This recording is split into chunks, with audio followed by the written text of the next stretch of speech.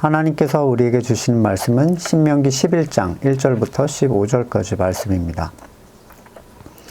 그러므로 당신들은 주 당신들의 하나님을 사랑하며 그의 직임과 법도와 규례와 명령을 항상 지키십시오. 주 하나님의 위엄과 강한 손과 편팔을 기억해야 할 사람은 당신들의 자녀가 아니라 바로 당신들입니다.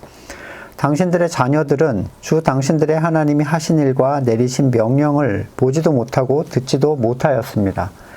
당신들이 또 기억해야 할 것은 주님께서 이집트 바로 왕과 그의 온 땅에서 기적과 표징을 일으키신 것과 주님께서 당신들 뒤를 따라온 이집트 군대와 군마와 병거를 홍해 바닷물로 휩쓸어 오늘에 이르기까지 흔적도 없이 멸하신 일과 또 당신들이 이곳에 이르기까지 광야에서 당신들에게 하신 일과 르우벤의 손자여 엘리압의 아들인 다단과 아비람에게 하신 일, 곧 땅이 입을 벌려 온 이스라엘 가운데서 그들과 그들의 집안과 장막과 제발로 걸어다니는 모든 짐승을 함께 삼켜버리게 하신 일입니다. 당신들은 주님께서 하신 이 위대한 일, 모든 일을 당신들의 눈으로 보았습니다. 그러니 당신들은 오늘 내가 당신들에게 내리는 모든 명령을 지키십시오. 그러면 당신들은 힘을 얻고 당신들이 건너가 차지하려는 땅에 들어가서 그 땅을 실제로 차지할 것입니다. 또한 주님께서 당신들 조상과 그 자손에게 주시기로 약속하신 땅, 곧 젖과 꿀이 흐르는 땅에서 오래 살 것입니다. 당신들이 들어가서 차지할 땅은 당신들이 나온 이집트 땅과는 다릅니다. 이집트에서는 채소밭에 물을 줄 때처럼 씨를 뿌린 뒤에 발로 물을 댔지만 당신들이 건너가서 차지할 땅에는 산과 골짜기가 많아서 하늘에서 내린 빗물로 밭에 물을 댑니다. 주 당신들의 하나님이 몸소 돌보시는 땅이고 주 당신들의 하나님의 눈길이 해마다 정초부터 섣달 금음날까지 늘 보살펴 주시는 땅입니다. 당신들이 오늘 내가 당신들에게 명하는 그의 명령을 착실히 듣고 주 당신들의 하나님을 사랑하며 온 마음과 정성을 다하여 주님을 섬기면 주님께서 당신들 땅에 가을비와 봄비를 철따라 내려주셔서 당신들이 곡식과 포도주와 기름을 거두게 하실 것이며 들에는 당신들의 가축이 먹을 풀을 자라게 하여 주실 것이며 그리하여 당신들은 배불리 먹고 살 것입니다. 그러므로로 시작하는 11장은 당연히 10장 하반부와 연결이 돼야 됩니다. 그러므로라는 단어는 성경에서 정말 중요한데 많은 사람들이 이 그러므로를 단순히 연결어 정도로 생각하고 때로는 아예 무시한 채 마치 없는 것처럼 다음 내용을 흡수하려고 합니다. 그러므로는 그 앞의 내용이 뒤의 내용의 원인이 된다는 의미예요. 예를 들면 내가 네 빚을 갚아줬다. 그러므로 너는 더 이상 숨어서 살 필요가 없어. 그러므로를 무시한 사람들은 숨어서 살 필요가 없다라는 말만 기억을 하죠. 그래서 그들의 삶에는 당당함이 없고 갑작스러운 상황에 다시 빚쟁이의 자세가 되거나 자신을 추궁하는 자들에게 죄인이 돼버립니다. 너는 나그네였으나 하나님이 너를 도우셔서 지금에 이르게 하셨다. 이게 10장 앞에 뒤의 내용이죠. 그러므로 하나님의 규례와 법도를 기억하고 지켜야 한다. 그러므로를 보지 못하는 사람들은 뒤에 것만 보고 갑자기 또 율법을 막 수행하려고 해요.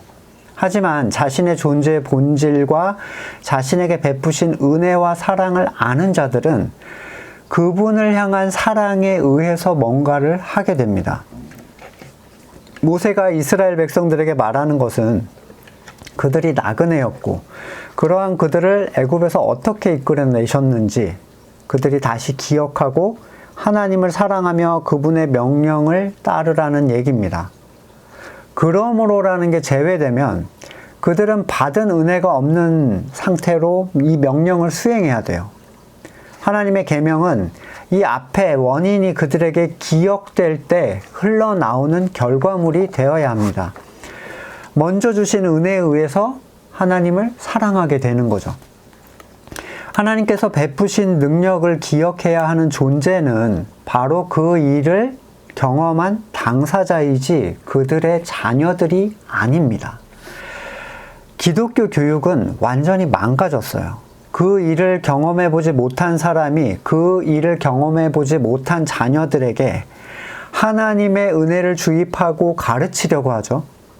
언젠가 올려둔 아이의 그 신앙교육에 관한 영상이 있죠. 자녀의 신앙교육. 이건 불가능하다라고 말씀을 드렸습니다. 육적 자녀의 신앙교육 말씀드리는 거죠. 신앙교육이라는 건 거듭난 사람에게만 가능합니다.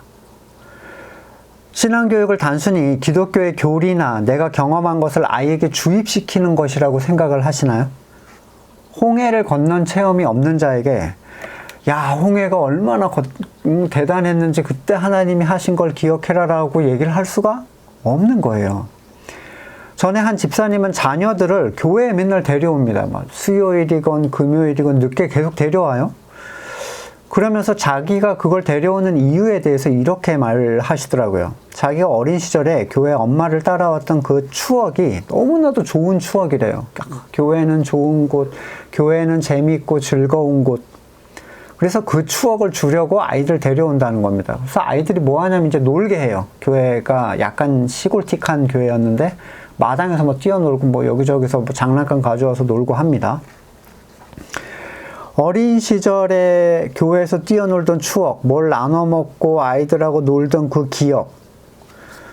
교육부 집사님이었던 분에서 나온 나름의 고백이었기 때문에 저한테는 굉장히 충격적이었는데, 교회란 어린 시절의 풋풋한 추억을 쌓는 곳인가요? 그래서 교회란 따뜻하고 좋은 곳, 재미있는 곳, 즐거운 곳, 엄마와의 추억이 섞인 곳, 이런 이미지를 아이들에게 심어주는 게 신앙교육입니까? 만약에 전쟁통이라면, 교회가 핍박받고 미움받는 시대라면, 초대교회 시대였다면, 이분은 아이들을 교회로 데려 나오는 것을 떠나서 교회 자체를 나오지 않을 거예요. 그런 추억 따위를 가질 수 없었을 거니까요. 그것 때문에 나오는 분인 거예요. 그러니까 아이들도 그것 때문에 교회에 나왔으면 좋겠다 이러시더라고요. 신앙교육은 사람의 교육과 연합해서 기독교 진리를 어떻게 머리에 주입하고 그걸로 아이들을 세뇌시킬 것인가에 대해 집중하고 있습니다. 그래서 하나님의 은혜를 생각하면 뭐 우는데 사실 뭐가 뭔지 몰라요, 애들이. 여러분, 김일성, 김정일 찬양한 애들 막 울잖아요. 뭐가 뭔지 모르고 우는 거예요. 성경은 절대로 그런 방식으로 사람이 거듭나는 게 아니라고 얘기를 합니다. 교회는 거듭나게 하는 곳이 아니라 거듭난 자들이 모이는 연합이에요. 교육은 거듭난 사람에게만 할 수 있습니다. 교회 오래 다녔으니 이제는 넌 세례를 받아라. 푸시를 받아서 세례교육 들어오는 분들이 계세요. 어른 중에. 애들은 뭐 말할 것도 없고. 근데 이 어른들이 딱 들어와서 얘기를 나눠보면 아무것도 몰라요. 그냥 여기 와서 배우겠다 이런, 세례교육 때 배우겠다 이런 마음이죠. 물론 그들을 푸시해서 여기다 넣어둔 그 사람들도, 항존직이나 구역장들도 아무것도 모르는 사람이 대부분입니다. 근데 그 둘의 차이는 뭐냐면, 나는 아무것도 모른다라고 자기가 인정하는 사람하고 나는 아무것도 모른다는 것 자체를 모르는 사람하고 이 차이일 뿐이죠. 자신들처럼 뭘 지키고 어떤 일을 행하는 존재를 만들기 위해서 이 사람을 거기다가 넣는 거예요. 성경의 진리에 대해서 전혀 고민하지 않는 그 체계 안에 이 사람이 들어오기를 원하는 거죠. 그래서 아무 소리 없이 때 되면 이거 하고 저거 하고 이런 사람이 되기를 원하는. 여러분이 정말 거듭나신 분이라면 홍해를 건넌 기억이 있을 거예요. 여기서 예외는 없습니다. 홍해를 건너지 않은 사람은 그리스도의 피를 문설주에 발라본 적이 없는 사람이고 광야를 걸어본 적이 없는 사람이죠. 그런 사람들은 자신들이 어떤 존재였는지, 하나님께서 어떻게 자신들에게 은혜를 베푸시고 어떻게 돌보셨고 보호하셨는지에 대한 기억 자체가 없습니다. 여기서 말하는 보호 또는 인도는 세상적 환경에서의 보호를 얘기하는 게 아니에요. 어디가 아팠는데 고쳐주셨다, 뭐 아슬아슬하게 사고가 날 뻔했는데 피했다, 뭐 시험에 붙고 사업이 유지되는 그런 종류를 얘기하는 게 아닙니다. 세상에도 그런 사람은 널리고 널렸어요. 인생사에서 아슬아슬한 삶이, 경험이 없는 사람이 어디 있겠습니까? 다만 세상에 속한 사람들은 그 세상에 속한 일을 하나님의 인도하심이라고 의미를 부여할 뿐이에요.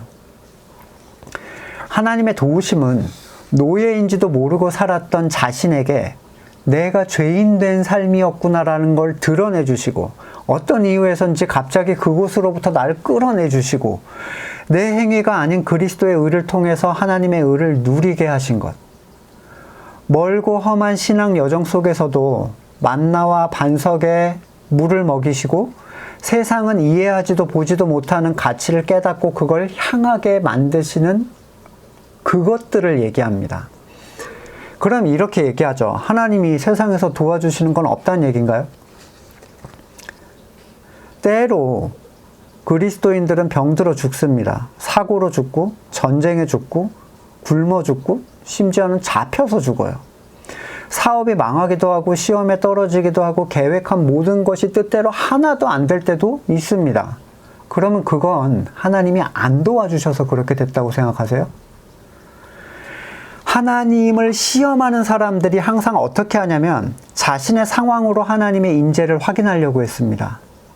하나님이 우리 중에 계신가 아닌가. 그때 물이 없을 때 마라에서 그렇게 얘기했잖아요. 그래서 시험했다라고 성경은 표현하죠. 내가 세상에서 내 뜻대로 이루어지지 않으면 하나님이 나를 돕지 않는다거나, 내가 하나님께 미움탈 짓을 해서 그랬다라고 하거나, 이렇게 생각해요. 내 뜻, 내 선이 하나님의 인재를 확인하는 수단이 되는 사람은 결코 보이지 않는 것을 따라서 걸어갈 수가 없습니다. 초대교회 성도들, 사도들을 보세요. 그들의 삶이 자신의 선을 이루시는 삶이었기 때문에 하나님을 찬양하고, 하나님이 이것도 들어주셨어, 저것도 들어주셨어, 이런 도우심을 간증했나요?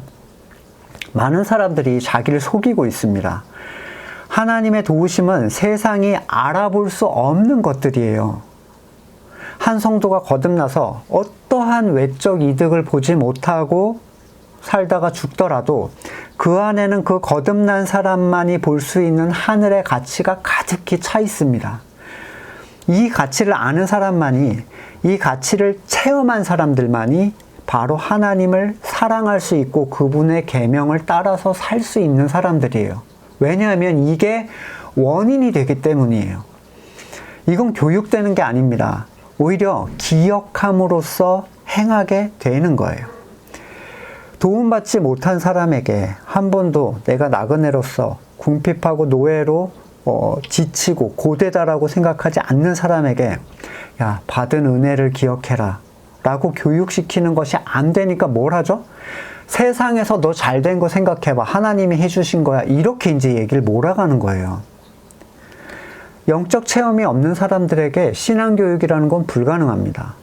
듣지도 보지도 못한 걸 어떻게 기억을 하겠습니까? 그러니까 어거지로 만들어 놓은 걸 기억하는 거예요. 너 하나님이 대학 붙여줬잖아.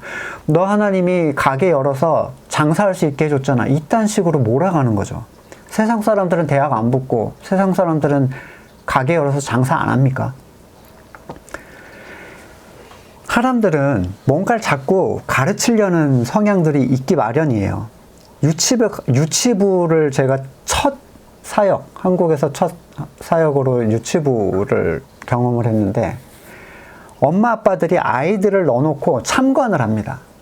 그때 보통 어른 예배가 돌아가고 아이들을 유치부에 넣거든요. 어른 예배 안 가요. 그리고 유치부에 같이 들어와서 예배를 같이 드리냐? 아닙니다. 뒷자리에 앉아가지고 애가 예쁘게 손 모으고 있는지 똑바로 쳐다보는지 확인하면서 수다 떨어요. 그리고 나서 아이를 바른 신앙인으로 키우겠다는 괴상한 마음을 가지고 거기 들어와 앉아 있는 거죠. 오히려 성경에서 말하는 교육이라는 것은 그 당사자, 거듭난 당사자에게 너에게 일어난 일을 기억해라 라고 권면합니다. 자신이 받은 도움을 기억하는 것, 내가 낮고 천한 존재라는 걸 기억하는 것, 내 본향이 여기가 아니라 보이지 않는 곳을 향하고 있다라는 것, 우리가 그 여정이라는 것을 기억하는 것, 그게 교육이고, 이런 이유에서 거듭남의 체험이 있어야 이 회상은 가치를 발할 수가 있는 거예요. 그러면 이 체험을 가진 사람들이 기억해야 할 것은 무엇인가? 3절부터 나옵니다. 먼저 이집트 왕과 그 땅에 일으키신 표징을 기억하라 라는 것인데, 거듭난 사람들은 10번째 사건이 그리스도 십자가 보혈 사건이라는 것은 알고 있어요. 근데 이전에 이 문설주를 양피를 발라서 장자가 죽게 하는 이 사건이 그리스도의 보혈로 우리가 생명을 얻은 거잖아요. 근데 이전에 9번의 재앙이 이미 애굽을 초토화시켰다라는 것은 아예 기억을 못합니다. 그들의 왕국이 그리스도의 능력이 들어오기 전에 이미 거의 다 초토화된 거고, 이거는 그냥 카운트 한 방이었어요. 이것은 싸울 대상이 어떤 상태가 됐는지, 우리를 묶었던 존재가 어떻게 됐는지를 기억하는 것이고, 승리한 자로서 기본 태도를 유지하게 해줍니다. 다시 말하자면 이미 이루어진 승리를 기억하는 거예요. 그래서 요한일서에서 계속 얘기를 하죠. 이겼다. 너넨 이긴 자들이다. 소규모 전투나 최후의 발악은 있을 수 있습니다. 그 안에도 하나님의 계획이 있어요. 하지만 그 땅에는 모든 것을 완전히 날려버릴 폭탄이 투하가 됐어요.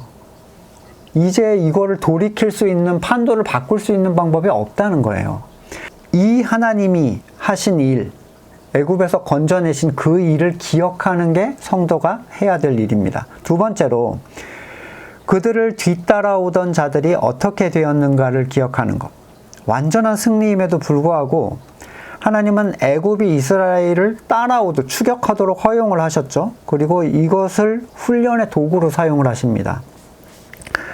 당대 최강 군대, 거기서도 장자를 다 잃은 사람들, 자녀를 잃은 분노가 끝까지 차오른 사람들, 그 복수의 기세가 무섭게 느껴질 수도 있잖아요. 이것을 하나님께서 어떻게 처리하셨는지 우리는 봐야 됩니다. 강한 자의 복수는 약자에게 두려움이죠. 보복이 두려워서 아무것도 못하잖아요. 신고도 못하잖아요. 보복이 두려워서. 근데 여러분, 사탄의 복수가 두려우신가요? 여러분이 사탄을 함부로 얘기하면, 패배자로 선언하면, 덜 괴롭힐 걸 너 더 괴롭혀야지, 이렇게 할 것 같으세요? 그래서 눈치를 혹시 보게 됩니까? 여러분 뒤에 계신 분을 생각하십시오. 그분은 분노에 차서 발악하는 그들을 홍해에 수장시키신 분이에요. 그분의 분노는 뭐죠? 그분이야말로 독생자, 자기 아들을 잃은, 대속하신 그 분노를 거기다 퍼부으시는 분이라고요. 그걸로 건져낸 그분의 백성들이, 얘 쫓아오는 애들, 자기 자식 잃었다고 쫓아오는 애들 때문에 하나님이 뭐 문제가 있으시겠어요? 우리가 거기에 피해를 당하겠습니까? 사탄의 괴롭힘이라는 건 두려워해야 할 항목이 아니라는 거예요. 하나님께서는 그들을 흔적도 없이 진멸하십니다. 이것은 체험을 통해서 떠올려야 할 일이에요.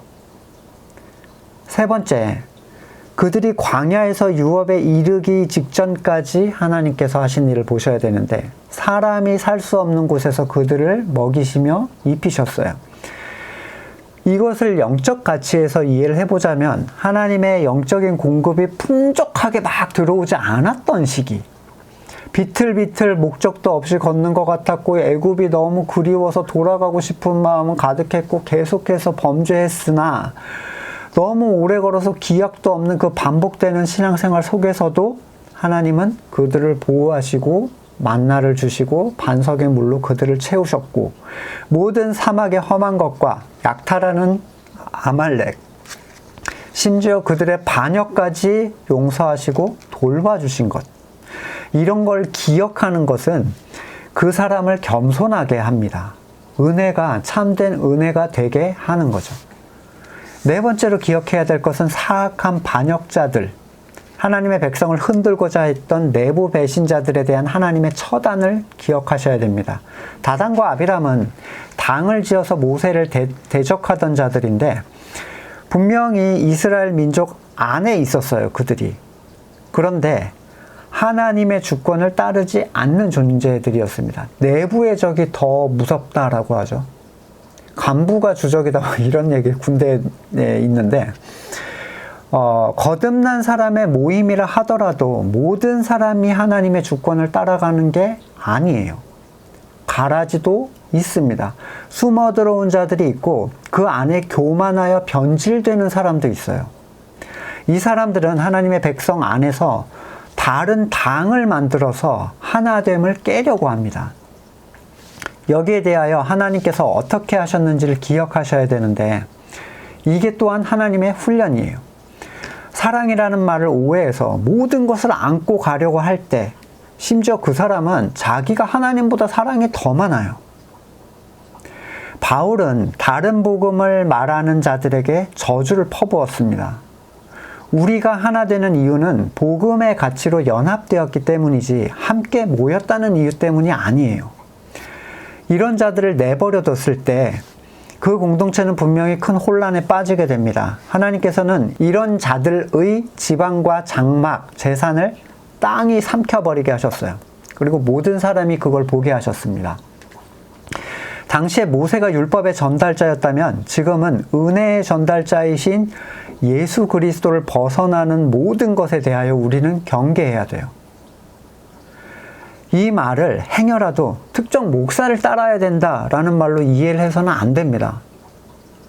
사람은 불완전하고 연약해요. 누구도 넘어짐에 대하여 나는 절대로 아니라고 얘기할 수가 없습니다. 다윗이 넘어가는데 여러분 누가 나는 이렇게 얘기할 수 있겠어요? 하지만 거듭난 성도라면 그들의 체험이 분명히 있고 그러한 체험의 연합이 또한 있을 거예요. 같은 것들을 체험한 사람들의 연합. 여러분은 가짜 또는 당을 지어 흩으려는 자가 누구인지 알아보실 수 있습니다. 요한일서 2장 18절 어린이 여러분 지금 마지막 때입니다. 여러분이 그리스도의 적대자가 올 것이란 말을 들은 것과 같이 지금 적대자가 많이 생겼습니다. 그래서 우리는 지금이 마지막 때임을 압니다. 그들이 우리에게서 갔지만 그들은 우리에게 속한 자들이 아니었습니다. 그들이 우리에게 속한 자들이었더라면 그들은 우리와 함께 그대로 남아 있었을 것입니다. 그러나 결국에 그들은 모두 우리에게 속한 자들이 아니라는 사실이 드러나게 되었습니다. 여러분은 거룩하신 분에게서 기름 부으심을 받아 모든 것을 알고 있습니다. 여러분이 진리를 알지 못한다고 해서 여러분에게 내가 이렇게 써보내는 게 아닙니다. 오히려 여러분이 진리를 알고 있기 때문에 그리고 또한 여러분이 거짓은 모두 진리에서 나오지 않는다는 것을 알고 있기 때문에 이렇게 써보내는 것입니다. 자, 모르기 때문에 알아라 라고 써보내는 게 아니라는 거죠. 그들이 거듭난 체험이 있기 때문에 쓰는 거예요. 너도 나도 건넌 홍해가 있어. 너도 나도 겪은 광야가 있어. 이건 체험이기 때문에 설명하고 야 이런 것들이 있으니까 그걸 주입해야 돼 이렇게 얘기하는 게 아니라는 거죠. 예수 그리스도가 주이심을 부인하는 자라는 말을 이제 이 본문 뒤에서 얘기하는데 요즘에 내가 예수다 이런 사람은 없죠. 그 얘기 자체로 예수를 그러니까 존재를 부인하는 건 아니에요. 왜냐하면 내가 예수니까 날 믿으라는 거죠. 그가 예수를 통해서 구원을 받으라고 했다고 그가 예수를 부인하지 않는 자인가? 요즘 율법을 행하게 하거나 번영을 추구하게 하는 교회에서 예수를 따르지 말라고 하는 교회가 있습니까? 다 예수를 따르라고 해요. 중요한 건 그 복음의 가치에 대해서 말하는 것이에요. 저도 거듭나신 여러분도 알기 때문에 이 얘기를 하는 겁니다. 더 긴 얘기를 할 필요가 없어요. 자, 7절. 당신들은 이 모든 일을 본 사람들입니다. 최소한 이걸 체험한 사람들에게 하는 얘기입니다. 이제 홍해만 건넌 사람들에게 하는 얘기가 아니에요. 자, 나는 누구 여기는 어디 이러고 있잖아요. 지금 홍해 막 건넌 사람들은 뭐 어리버리해가지고 지금 뭐가 어떻게 돌아가는지 모르거든요. 그들에겐 시간이 필요해요. 하지만 지금 이 본문 신명기는 광야에서 40년까지를 마치고 유업을 이제 누리기 위해서 준비된 사람들이죠. 그리스도의 보혈의 체험만 있는 분들, 이제 막 나오신 분들은 아직 내게 없는 기억 때문에 나는 그런 기억이 없는데요 라는 것 때문에 당황하실 필요는 없습니다. 신명기는 출애굽을 막 한 사람들에게 주는 말씀이 아닙니다. 출애굽 딱 나와서 갑자기 신명기를 준 게 아니에요. 그렇죠? 여러분에게도 하나님의 때에 서서히 이러한 체험들이 쌓여가게 되실 거예요. 이런 것들을 끊임없이 떠올리고 기억하는 것, 지금 4가지 말씀드렸는데 이게 이제 성도가 하나님을 향하게끔 만들어준다는 거예요. 그리고 그 땅에 들어가서 주신 유업의 가치를 차지하게 만듭니다. 이걸 요약하면 이래요. 하나님의 강하심과 우리의 연약함을 계속 기억해야 된다. 시편 77편 10절이야. 그때 나는 또 이르기를 가장 높으신 분께서 그 오른손으로 일하시던 때 나는 그때를 사모합니다. 주님께서 하신 일을 나는 회상하렵니다. 그 옛날 주님께서 이루신 놀라운 일들을 기억하렵니다. 주님께서 해주신 모든 일을 하나하나 되뇌고 주님께서 이루신 그 큰 일들을 깊이 깊이 되새기겠습니다. 그러니까 그 은혜, 광야까지의 그 홍해에서 광야까지의 은혜를 되새기는 것만으로 유업은 차지하게 되어가는 거예요. 유업을 차지하기 위해서 뭐 싸우고 뭐 믿음의 칼을 어쩌고 뭐 방패가 어쩌고 이 얘기가 아닙니다. 지금 기억하는 것만으로도 충분히 할 수 있어요. 하나님께서 주신 유업이 애굽과 다른 점이 어디 있냐면 가장 큰 특징은 인위적이지 않다는 거예요. 애굽도 강대국이었죠. 이스라엘 백성들이 끊임없이 그리워할 만큼 풍족하고 강한 곳이었습니다. 하지만 그곳은 누군가에 의해 관리된 곳이에요. 사람에 의해, 애굽의 왕에 의해. 간단하게 표현하면 수동이냐 자동이냐 이거예요. 저희 집에 어항이 있는데 이곳에 물고기를 기르고 살 수 있는 환경을 마련해 주기 위해서는 이런저런 장치를 달고 끊임없이 제가 신경을 써줘야 그 상태를 조금 유지할 수 있습니다. 하지만 결국에 물은 탁해지고 애들은 죽어나가죠. 하지만 어떻게 해도 바다나 계곡의 그 깨끗함, 넓음, 풍요로움을 갖추어 줄 수는 없어요. 성도가 누리는 자리는 하나님께서 몸소 돌보시는 땅이에요. 천지를 만드신 하나님께서. 하나님의 눈길이 끊임없이 살피는 땅입니다. 호스를 대고 스프링클러를 댈 필요도 없이 철 따라서 하늘에서 물을 내려주시는 곳. 자연스럽게 풍성한 수확을 누리게 하시는 곳. 모든 것의 풍성함을 따라 그 풍성함이 다시 풍성함으로 이루어져요. 자, 땅이 열매 맺으니까 가축들이 잘 자라고 가축들이 잘 자라니까 내가 다시 풍요로워지고 굉장히 자연스럽게 이루어지는 현상들이죠. 당연히 이 풍성함은 세상이 보거나 이해할 수 없는 종류의 것인데 번영주의와는 완전 다른 거예요. 전에 말씀드렸잖아요. 어떤 장로님이 우리 집안 보고 너 예수 믿을지 안 믿을지 결정해라. 뭐 대단한 것도 별로 없는데 본인은 이제 되게 자랑스러운 거죠. 그거 보고 우리 집안이 잘 됐으니까 너네도 예수 믿고 잘 되라. 이건 전도가 아닙니다. 그건 미신이에요. 하박국 3장 17절 무화과나무에 과일이 없고 포도나무에 열매가 없고 올리브나무에 딸 게 없고 밭에 거두어 드릴 것이 없을지라도 우리의 양이 없고 외양간에 소가 없을지라도 나는 주님 안에서 즐거워하련다. 나를 구원하신 하나님 안에서 기뻐하련다.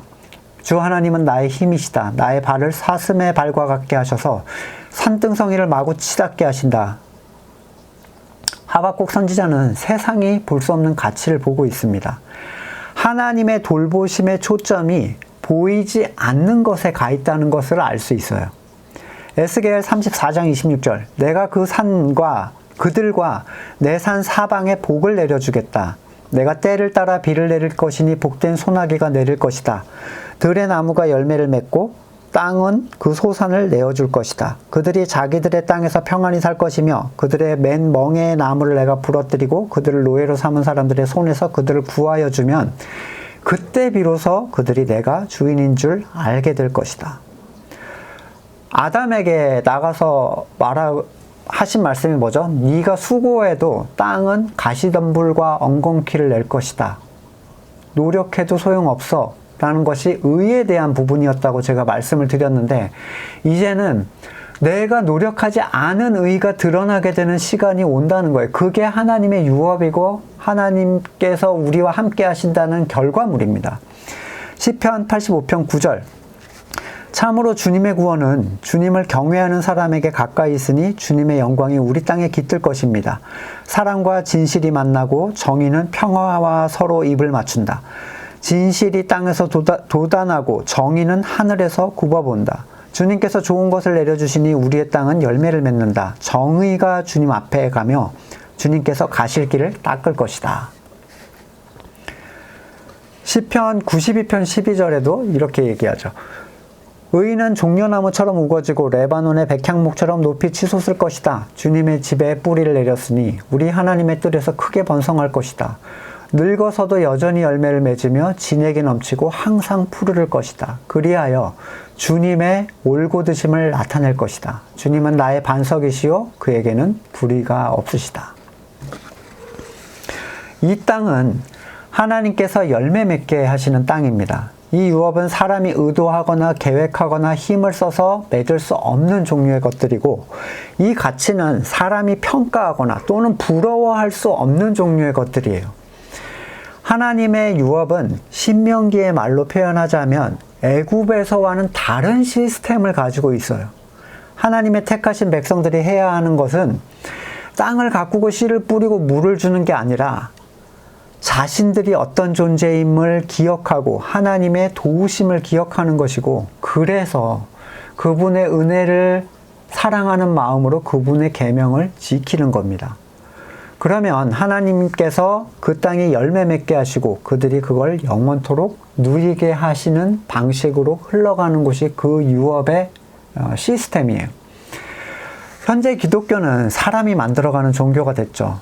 건물을 세우고 조직을 만들고 프로그램을 돌려서 뭔가 열매 맺는 것처럼 보이게 하려고 합니다. 모두 사람의 수고가 들어가 있어요. 그들에게 그들의 눈에 만족할 만한 것이 나올 수 있습니다. 사람이 늘어나고 재정이 늘어나고 건물이 커지고 세상에서 뭔가 복을 받는 것처럼 느낄 수 있어요. 하지만 그들은 결코 멈출 수 없습니다. 멈추면 모든 게 다 멎어서 하나님이 아무 일도 안 하시는 것처럼 느끼게 되거든요. 하나님 안에서 쉰다는 게 뭔지 그들은 누려볼 수 없게 될 거예요. 누구도 건물을 세우지 않았고 누구도 조직하지 않았고 프로그램 따위는 있지도 않았지만 하나님께서 깨우신 사람들은 서로 모였고 질서가 있었고 만나서 할 일들과 깊은 나눔들이 계속 있어 왔습니다. 참된 교회에는요. 하나님께서 하시는 일은 사람이 하는 일과는 전혀 다릅니다. 하나님께서 하시는 일은 사람을 겸손하게 하고 하나님의 일하심에 대하여 자신의 완전한 무능과 하나님의 능력을 찬송하게 하고 죽었던 마른 뼈가 살아나서 하나님의 군대가 되어가는 것을 그들에게 보여줍니다. 시냇가에 심긴 나무가 시절을 쫓아 열매를 맺듯이 이 일은 거듭난 그가 그리스도 안에 붙어 있음으로 나타나는 현상이에요. 이 땅에서 최종적인 가치는 무엇인가요? 이 유업에서 15절 끝을 보시면 당신들은 배불리 먹고 살 것입니다. 이건요, 어떤 표현이냐면 만족함이에요. 보이지 않는 것으로 인한 만족.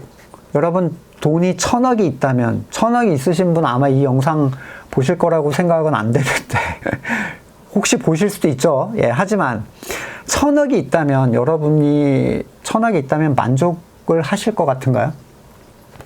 여러분의 선이 성취되는 것에 대해서 여러분 어떤 게 이루어졌으면 좋겠다라고 생각하는 게 있잖아요. 만족하실 거라고 생각하세요?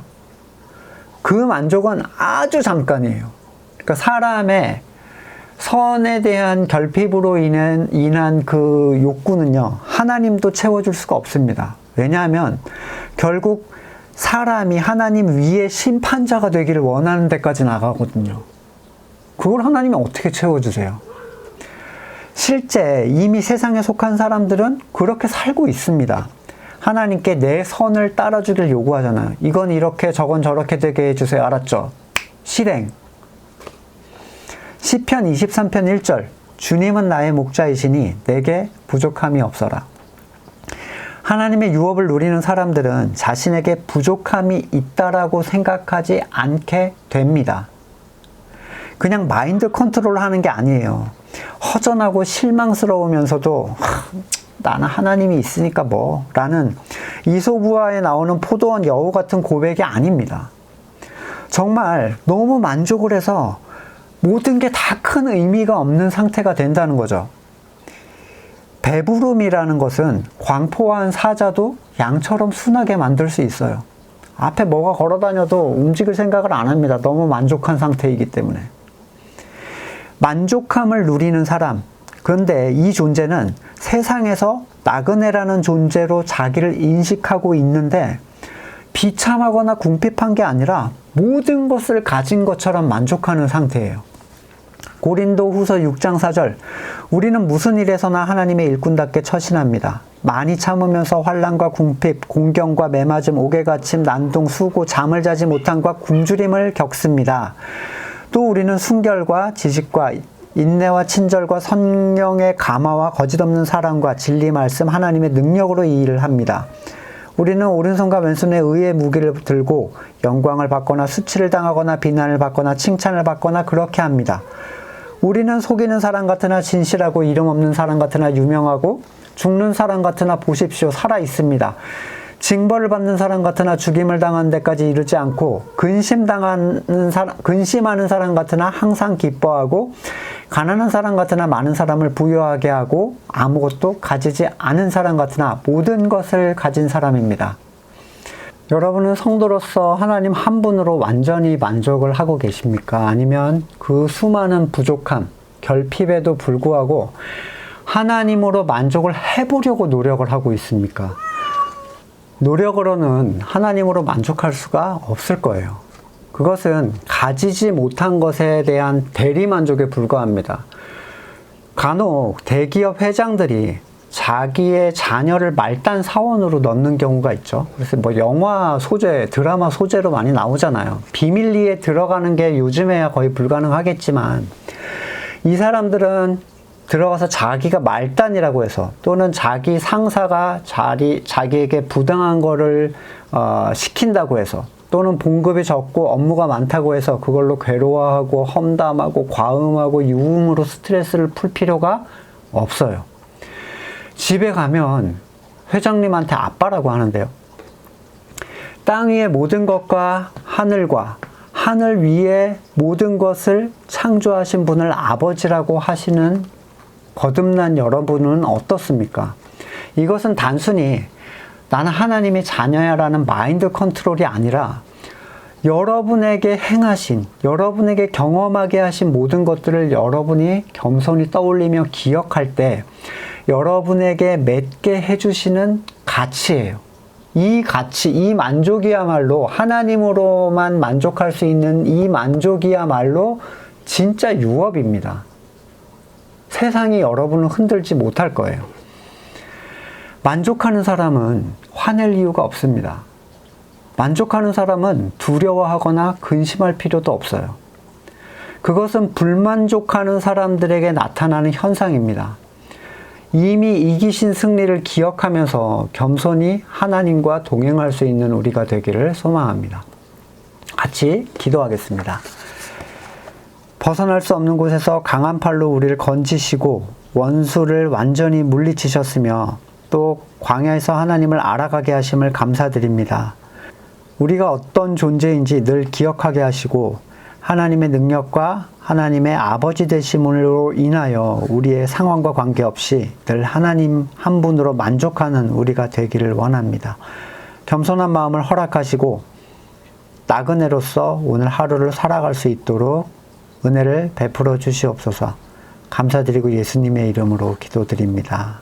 아멘.